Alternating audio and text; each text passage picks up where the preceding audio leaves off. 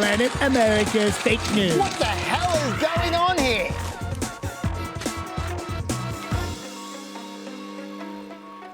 Hello, welcome to Planet America. I'm John Barron. And I'm Shazza Chidello. This week, Beto 2020. The former congressman is off and running, but do Democrats really want to nominate a middle-aged white guy? I don't think he is as hurt as some of the much older Democrats are by this. Also this week, abortion is looming once again as a major political battleground. We'll take a deep dive into one of the most divisive issues in America. Most recent polls in the U.S. show that people are becoming more pro-life, and I think that's a direct response to some of these extreme policies we're seeing from Democrats. In the history department, how Ronald Reagan went from just 35% approval to one of the biggest re-election wins ever. I think that's just been arranged. But now to a guy who's a little less morning in America and a little more one night in Bangkok. It's John with the news. Well, it's official. Former Texas Congressman Robert Francis Beto O'Rourke is running for president. The announcement video was posted online earlier today ahead of a trip to first-in-the-nation caucus state, Iowa, this weekend. Amy and I are happy to share with you that I'm running to serve you as the next president of the United States of America. This is a defining moment of truth for this country and for every single one of us. Beto O'Rourke is 46 years old. He was the Democratic member of Congress for Texas's 16th district for 6 years before running a close but losing race for the Senate seat held by Republican Ted Cruz last November. Beto proved himself to be an inspiring candidate with major fundraising power, raking in close to $79 million in that campaign, creating White House buzz. Before his stint in Congress, O'Rourke was a member of the El Paso, Texas City Council for 6 years, and before that he ran an IT company and played in several punk bands in the 1990s. None of them were very good. If elected, he will be 48 and 4 months when he takes office, the 8th youngest president in history. A year older than Obama, 2 years older than Clinton, 5 years older than Kennedy, 6 years older than the youngest ever, Teddy Roosevelt. Who looked like he was about 70 there. He did. Now, if there's one thing that people know about Beto, it's that he has charisma, and it makes the media go doe-eyed. You can't go 10 feet without an interruption from a Beto backer. So much. I love you too. Thank you all. You're a rock star. No, there's just so many great people who are. You can't go anywhere without getting... Hey guys. Can I have your autograph? Can I have your autograph? But Beto is a bit of a chameleon. He's a member, for instance, of the centrist New Democrat coalition, and he's got a famously strong bromance with Republican Will Hurd, but he combines that with a desire to talk like a super progressive about hot-button cultural issues. As a congressman, Beto clashed with Democrats over an unwillingness to fundraise. Yet, as John said, when he ran for the Senate, he raised more money than many presidential campaigns do. That weird contradiction has allowed him to refuse PAC money completely, not just corporate PACs like most Democrats. He can afford to be principled. In terms of issues, Beto is one of those candidates who likes to call for debate, but he has made some strong stances, like, for instance, only 1 of 8 votes against funding the Iron Dome defense system in Israel. So that could prove interesting in the current political context, but no issue more animates O'Rourke than the wall. He told Chris Hayes he wouldn't just not build a wall, but he'd like to actually tear down the wall that already exists.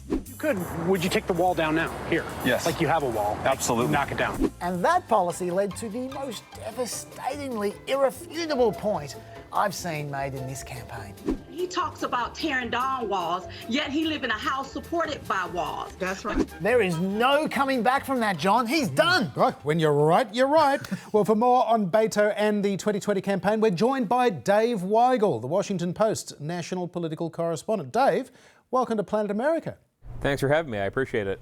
Beto O'Rourke couldn't win a Senate seat last year, so why does he think that he can win the presidency next year? It's a very good question, and he's answered it, I think, in his own mind by thinking Texas is much more conservative than the country as a whole. Coming as close as he did there, if you scan that across the rest of the nation, if you did about as well over the Democratic margin in Michigan, in Georgia, in North Carolina, then you win the presidency pretty handily. That's not necessarily how it works, and he ran a uniquely strong campaign there. But that is what I think that he and his advisors came down to, is that is something he can scale at a bigger national rate. He enters a crowded field, of course, 14 other declared candidates, with Joe Biden still waiting in the wings. What challenges does that pose? Well, Beto's appeal is kind of hard to pin down, because he has not co-sponsored, or did not as a congressman, all of the left-wing legislation that was seen for much of the last year to be necessary to get seriously taken by the party.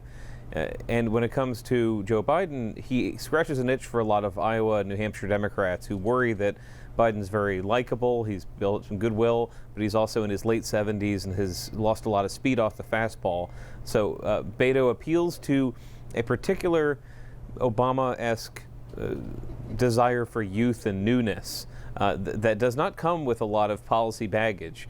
And like Biden, I think Biden would struggle to be taken seriously if he was not running against the president in his 70s. I think O'Rourke would struggle to be taken seriously if he was running theoretically against a president with a lot of experience, but that's not what Donald Trump was. I mean, the fact that Trump won, squeaked through the Electoral College without any political experience whatsoever, emboldened a lot of people who might have sat it out before. What about his policies on the spectrum from centrist to socialist? Where does Beto O'Rourke sit?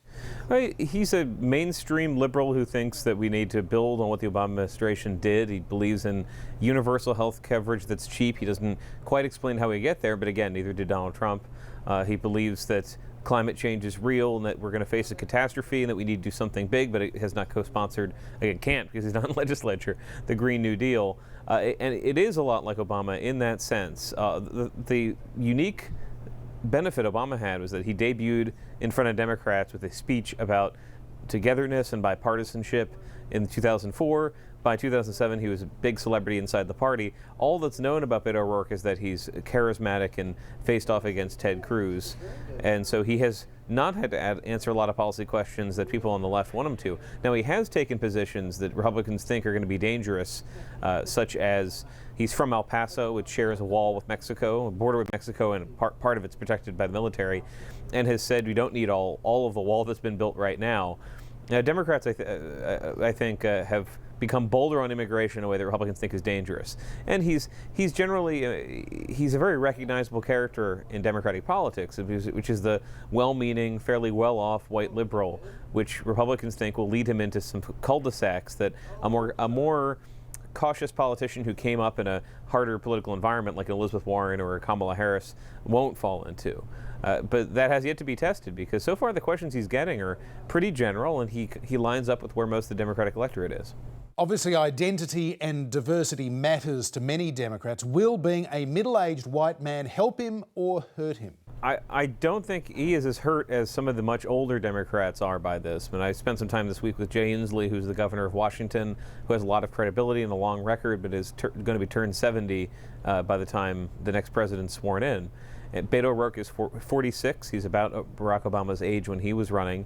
That, for a lot of Democrats, is the sweet spot. That is where they've found a lot of their nominees in the last 50 years. That's where they found Jimmy Carter. That's where they found Bill Clinton. That's where they found Barack Obama. They do not have a record of nominating elderly candidates, and that has been, it's not something Democrats love to talk about, but if you have a conversation with an Iowa, New Hampshire party operative or voter, they'll often say, I love Joe Biden, I love Bernie Sanders, but there's just a real reluctance to giving the nomination to somebody elderly. There is a desire for a woman to be the nominee. There was after Hillary Clinton. I think it's underrated how much desire there was by Democratic women to break that glass ceiling. But there's also some residual worry that a woman would have trouble defeating Donald Trump, and it is important, it is existentially important to beat him. I think Beto benefits a bit from that. Could you imagine an ideal candidate with a different biography who's female? You definitely could, and there are some candidates in this race who at the moment poll about as strong against Trump as he does. But perception is going to be tested a lot as everyone campaigns in Iowa.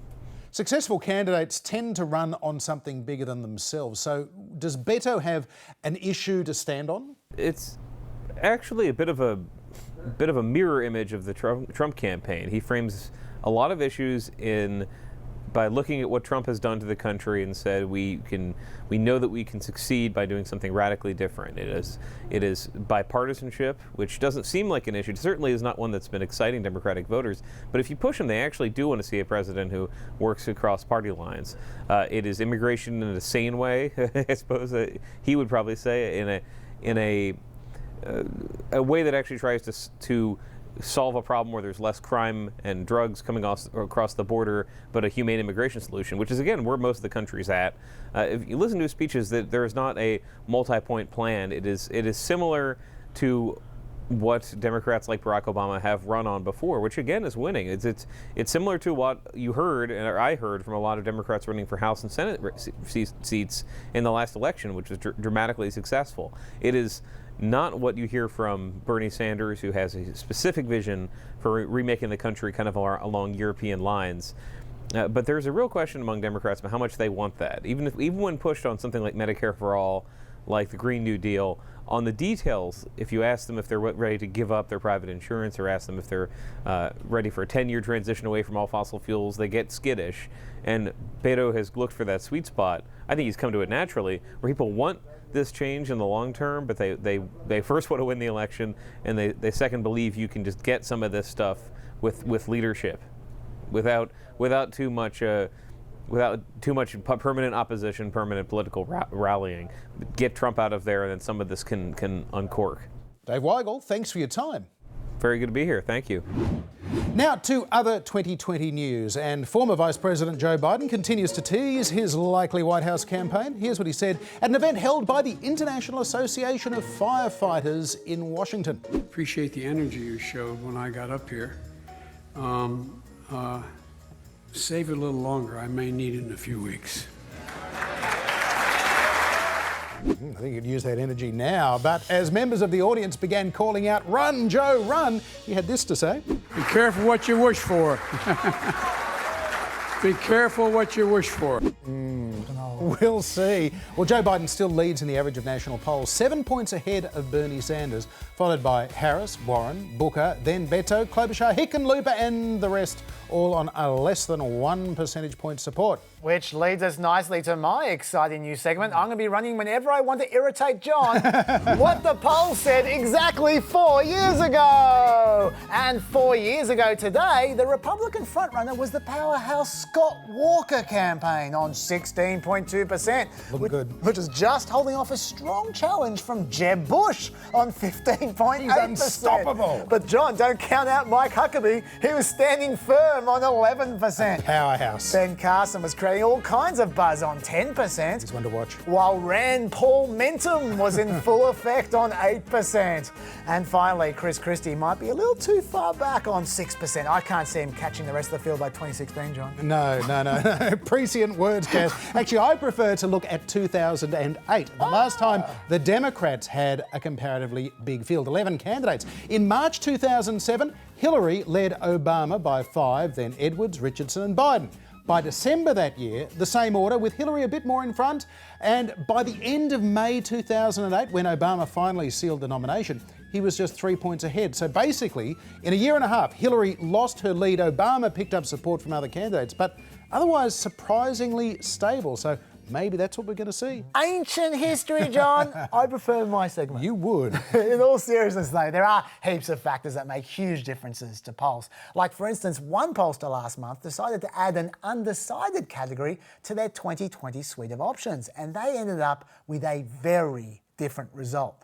Biden was still leading, but only on 12%. Kamala Harris was ahead of Bernie Sanders, and a whopping 48% were undecided. Now, I'm not saying those are the real numbers. I'm just saying things can change fast. Remember Scott Walker? No. Okay, to the campaign trail. And Elizabeth Warren has revealed a fairly courageous plan to break up Facebook, Google, Amazon and Apple.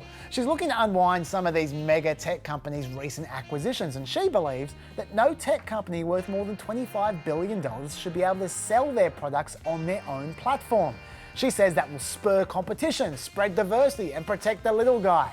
Her critics, though, say she's endangering the basic business model of tech companies and that it could jeopardise national research and development. After all, the 5 biggest research budgets in America all belong to tech companies. But then, Warren seemed to have her point made for her when Facebook removed Warren's ads that called for the breakup of Facebook. Now look, that does seem creepy, except they didn't ban all her ads, just the ones that used the Facebook logo misleadingly. And they let her run the ads after she complained, and the ads cost less than $100 each anyway. And finally, it seems a bit rich to ask for a social media marketplace that isn't dominated by a single censor on Twitter, which is a different censor. Finally, Kirsten Gillibrand's campaign may not be long for this world. She's known more than anything for her support of the Me Too movement, but now she's been accused of running a sham sexual harassment investigation into one of her staffers. But not just any staffer, this guy was close to Gillibrand. She'd even officiated at his wedding. And he was accused of making repeated unwelcome advances and crude misogynistic remarks about his colleagues. Now, Gillibrand's campaign insists that an investigation was launched within 42 minutes of the complaint being made. But the problem was how quickly the investigation ended. They didn't even contact 2 former employees the woman said could verify her story, so Politico contacted them instead. And one of them said the guy often called her fat and unattractive and made light of sexual abuse. And that was just the beginning. Gillibrand's team finally fired the guy this week, but it might be too little, too late. Probably not what you need when you're sitting on 1%, John. No, there's plenty of room to grow there. The 2012 Republican presidential nominee and alternate universe second-term president of the United States, Mitt Romney, set social media alight this week with his unusual way of blowing out candles on a birthday cake made entirely of Twinkies. It's never going to work, is it? Well, that brought back suspicions that Mitt Romney is really some kind of humanoid robot based on a 1950s madman executive. But the senator from Utah, who some Republicans are urging to run against President Trump next year, explained the reasons for his odd candle-blowing technique. Very simple. I have a bit of a cold and I didn't want to spray my germs all over the Twinkies for everybody else to eat. So this is about... And I also joked that with each candle I got a new wish. Oh, great jokes. Yes, you'll remember when Mitt Romney was considered weird.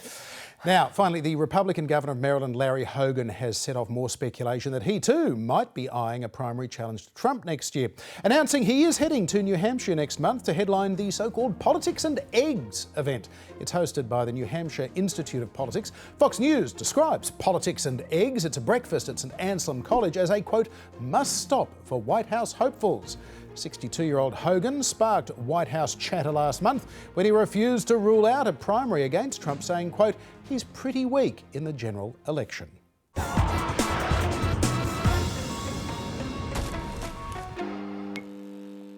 Well, just as soon as we gave the American economy a rap for 100 consecutive months of jobs growth, it put in a shocker. Only 20,000 jobs created in February. They're down at the end there. So does that mean that the recession is on? That's it? No! For one, that 20,000 number is going to be revised many times. And historically, these revisions average as much as 90,000 jobs. So that's quite a lot of adjustment. Also, weirdly, given the lack of new jobs supposedly being created, the unemployment rate dropped from 4 to 3.8%. So how does that work? Well, it turns out there are 2 surveys each month. A survey of people called the Household Survey and a survey of workplaces called the Establishment Survey. The Household Survey is used for the unemployment rate and the Establishment Survey is used for the change in payroll, the new jobs. But importantly, they both have huge margins of error, especially the Household Survey. So that's how you can have the Household Survey finding 255,000 jobs added and a drop in unemployment of 0.2%, while in the same month, the other survey only finds 20,000 more jobs. In fact, this kind of inconsistency happens a lot. Look at the last 3 months, especially January, where one survey found 250,000 jobs lost, while the other one found 311,000 jobs gained. The question is, which survey is right? In a way, it doesn't actually matter, because these kinds of variations balance out over time anyway. Take May 2016. only 15,000 jobs. Yet the next month, there are 282,000 jobs, and the month after that, 336,000 jobs. Similarly, in September 2017, there were 18,000 new jobs. Next month, 260,000 jobs. Next month, 220,000 jobs. So who knows how many jobs a survey will turn up next month? And this is why the best way to approach jobs figures is with 3-month rolling averages. Now that there is a much more sensible graph. Still plenty of jobs being created, John. No need to panic, John. At least about that. But what about the trade deficit? Let's find out. Big, beautiful world. You saw trade deficits went down last month. Everyone was trying to find out why.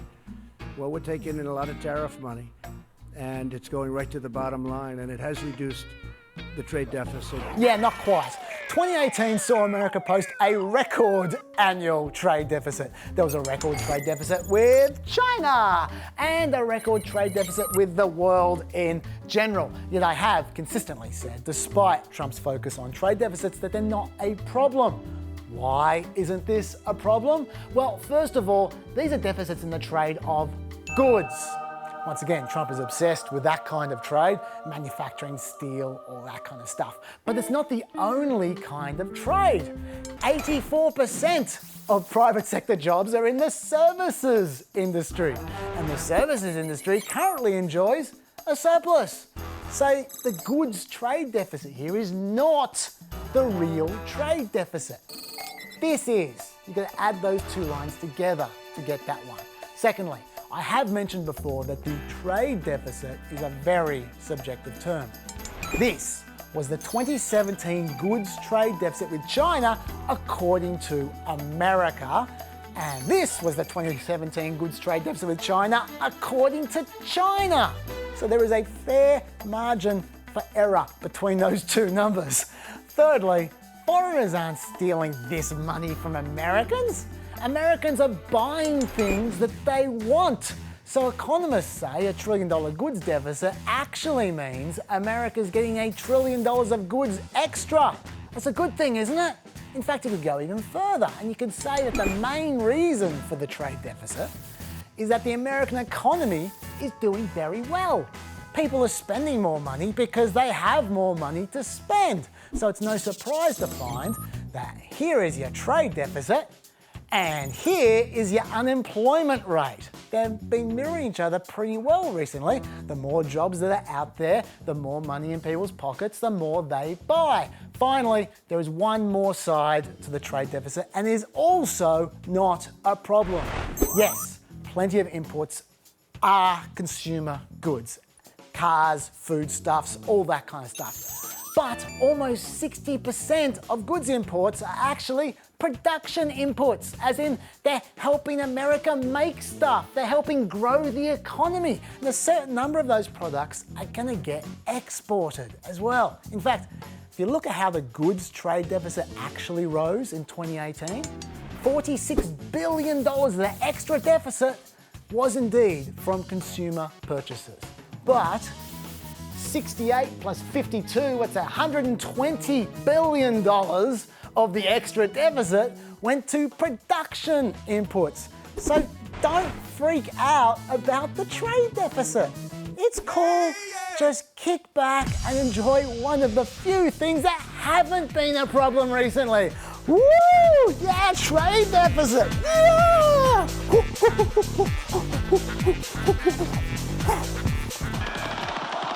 Big, beautiful world. Now, to other news this week, and former Trump campaign chairman Paul Manafort was sentenced to a further 43 months in prison for a series of crimes related to lobbying and witness tampering. That comes on top of the almost 4 years he was sentenced to last week for tax and bank fraud in a court in Virginia. So, Paul Manafort staring down the barrel of 7.5 years in prison unless he gets a presidential pardon. Neither case had anything to do with possible collusion with Russia, but Manafort's old boss was claiming vindication. No collusion.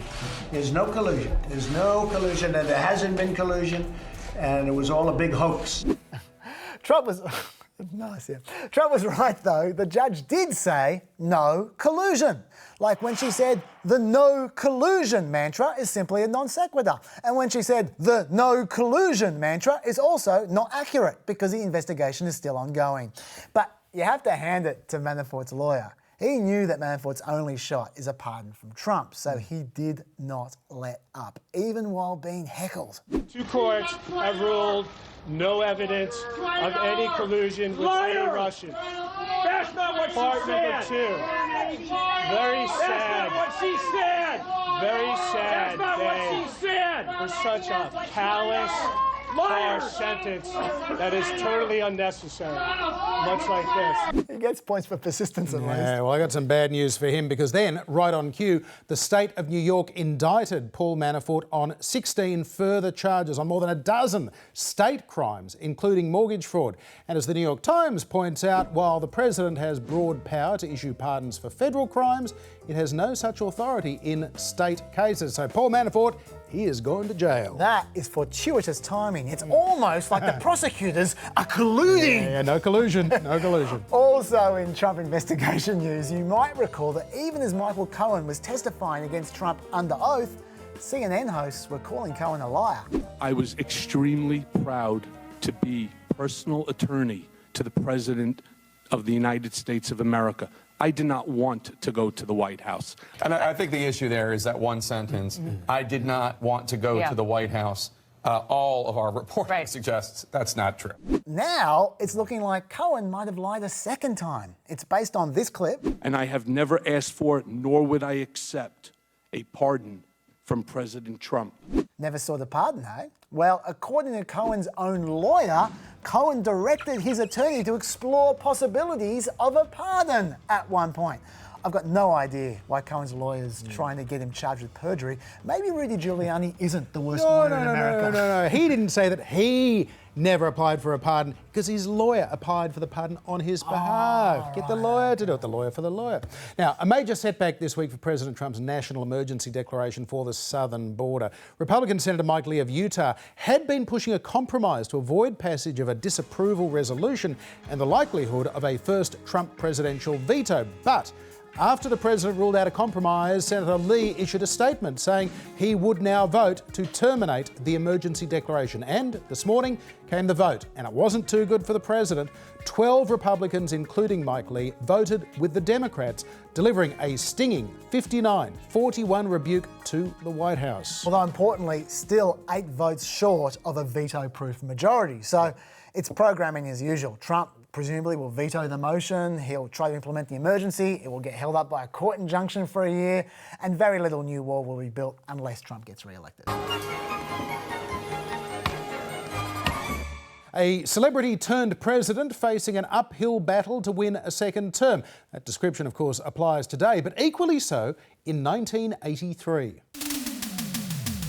As Ronald Reagan's presidency entered its third year, things weren't looking too good. What about the vote last night in the House, Mr. President? No questions. Couldn't have liked it, sir, could you? Reagan came to office in January 1981 with a solid 60% approval rating, and that jumped to 68% that May after an assassination attempt. While Reagan recovered, by January 1983, his approval rating had collapsed to just 35%. And only 36% of Americans wanted Reagan to run for re-election in 1984. The reason? The Reagan Recession. Reagan was elected on a promise to beat inflation, which had plagued the US economy through the 1970s. Government spending was cut, and so were taxes. The Federal Reserve increased interest rates to 21.5%. Late in 1981, we sank into the present recession, largely because continued high interest rates hurt the auto industry and construction, and there was a drop in productivity and the already high unemployment increased. The US economy stayed mired in recession until November 1982. The unemployment rate climbed into double digits, peaking at 10.8% at the end of 1982. As tax revenue dried up, the deficit soared. It was the worst economic downturn since the Great Depression of the 1930s. Still, Reagan maintained his economic program just needed to be given time to succeed. You can't solve unemployment without solving the things that caused it. The out-of-control government spending, the skyrocketing inflation and interest rates that led to unemployment in the first place. The 1982 congressional midterms became a referendum on Reagan's presidency. Even though he wasn't technically on the ballot, exit polls showed 70% of voters were voting for or against Reagan. We asked people on our national exit poll if their votes for a member of Congress were meant as a referendum on President Reagan. And by and large, they said yes, and by and large, they said that they were voting against President Reagan. Reagan's Republicans lost 26 seats in the House, but there was a glimmer of hope. While 41% of voters blamed the state of the economy on Reagan, 44% still blamed the Democrats. As the presidential campaign got underway, polls showed two Democratic candidates leading President Reagan. Astronaut-turned-Senator John Glenn was 10 points ahead of Reagan in a Gallup poll in September 1983, while former Vice President Walter Mondale led Reagan by 2. You should know what I'm wishing. Then came the US-led invasion of Grenada. Grenada is an island country that is now in the control of a Marxist military council after its Marxist prime minister was executed in a military coup just last week. The coup leaders were deposed and democratic elections called. It was just the kind of small, short, winnable military action that voters tend to like. And by November 1983, a year out from the presidential election, Reagan was in front of his rivals. In the months ahead, Mondale emerged as the Democratic nominee, but with the US economy growing again, President Reagan had a positive message to sell. Under the leadership of President Reagan, our country is prouder and stronger and better. Why would we ever want to return to where we were less than 4 short years ago? It was a powerful argument, but it wasn't all smooth sailing. Reagan's first debate against Mondale in Louisville, Kentucky was close to a disaster. The now 73-year-old president looked over the hill and out of his depth. Now I just have a minute here. You have more time. You can keep going. Okay, all right. Polls had Reagan leading Mondale by a thumping 18 points heading into that first debate. After Reagan flopped, it was slashed by 7. But by the second debate in Kansas City, Missouri, the great communicator was back with a zinger. I will not make age an issue of this campaign. I am not going to exploit, for political purposes, my opponent's youth and inexperience. And on Election Day 1984, Reagan won a massive victory, winning 49 states. It was one of the great comebacks, from being 2 points behind Mondale to an 18-point win. Just as Reagan's popularity had fallen with the recession, his poll numbers bounced back along with the economy and military success.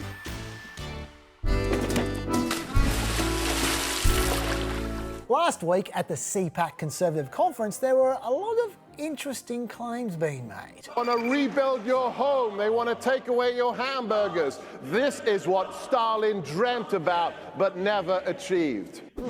But the claim that kept being made was this one. Democrats oppose legislation to prevent the killing of newborn infant children who survive abortions. So what's that about? Back in January, blackface model and part-time governor of Virginia, Ralph Northam, said this about late abortions. If a mother is in labor, I can tell you exactly what would happen. The infant would be delivered. The infant would be kept comfortable. The infant would be resuscitated if that's what the mother and the family desired. And then a discussion would ensue between the physicians and the mother. What?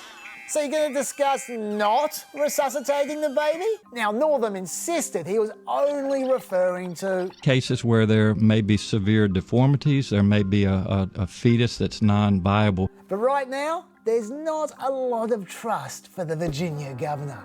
I can't imagine why. So Republican Senator Ben Sasse sponsored a bill called the Born Alive Abortion Survivors Protection Act, which states that if a child is born alive during an attempted abortion, you have to preserve the life and the health of the child the same way a good doctor would any other child born alive at the same gestational age. So, once they're actually born, you've got to treat the almost aborted baby exactly like you treat any normal premature baby of the same age.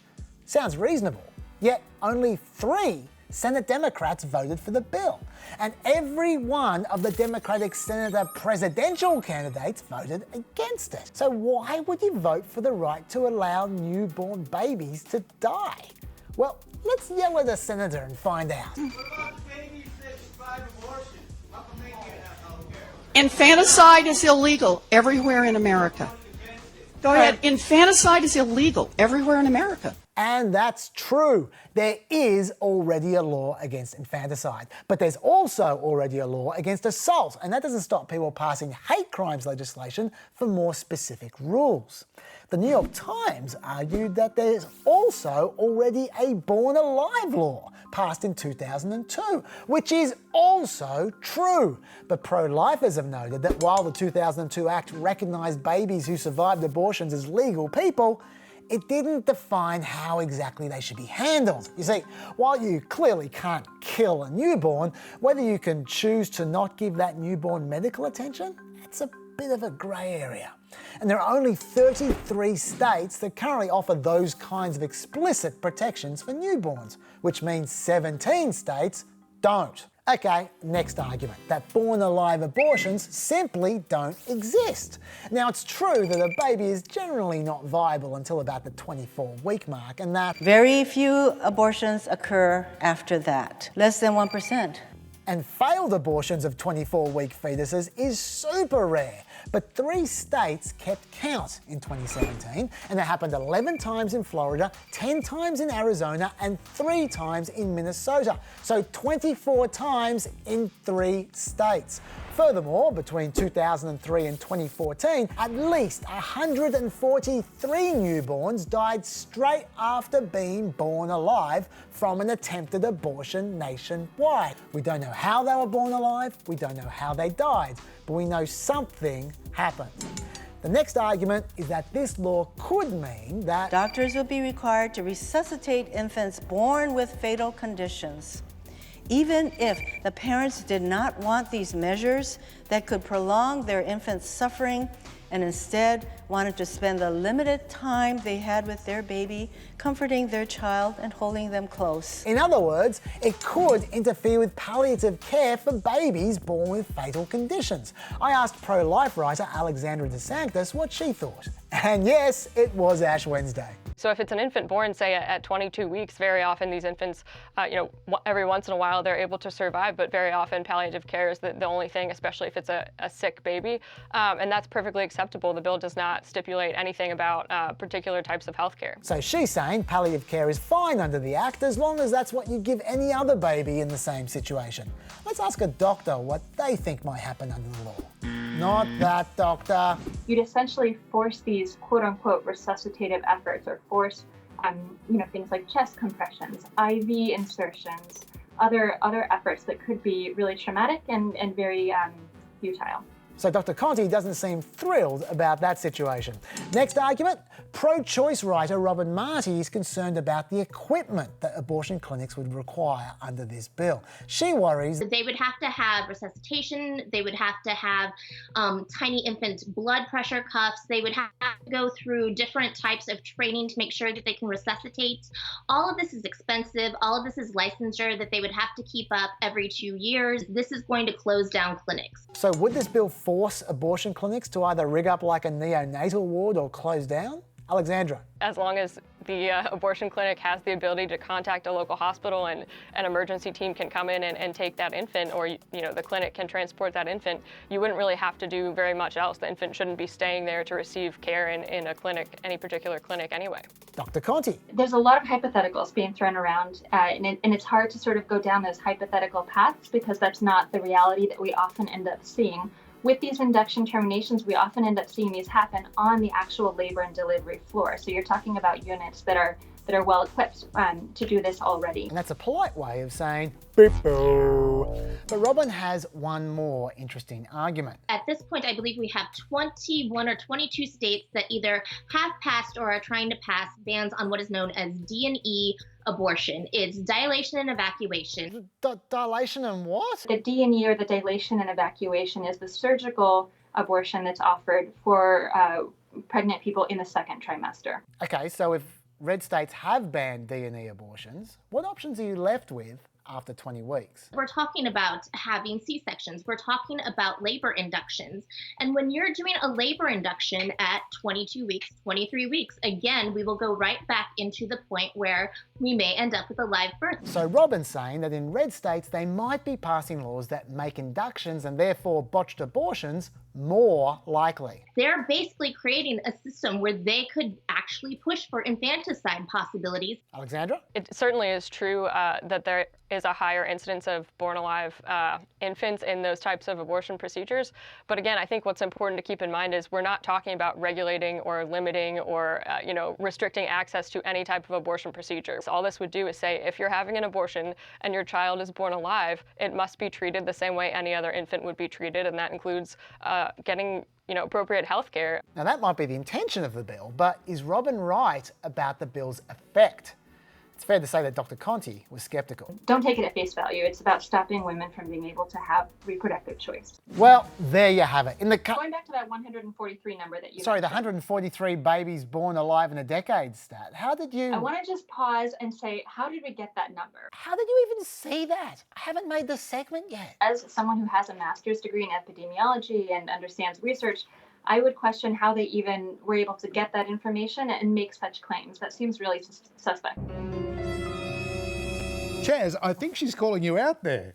Fine. Well, look, now you know the issues and the arguments. You make up your own mind. Well, it's been such a busy week. Lots of news, some terrific guests, but guess what? We're right out of time. Oh, before we go though, John, a bit of constructive feedback. Really? Last week I said American GDP was so big because thanks to America's corporate-friendly environment, its top universities attracting talent, all kinds of other reasons. But, well, an economist hopped online and said, duh, Chaz, and he pointed out that a much bigger factor contributing to America's growth early on was its enormous trade barrier-free domestic market. It created massive economies of scale, which America's built on to this day. So By domestic market, did he mean slavery? There's that too.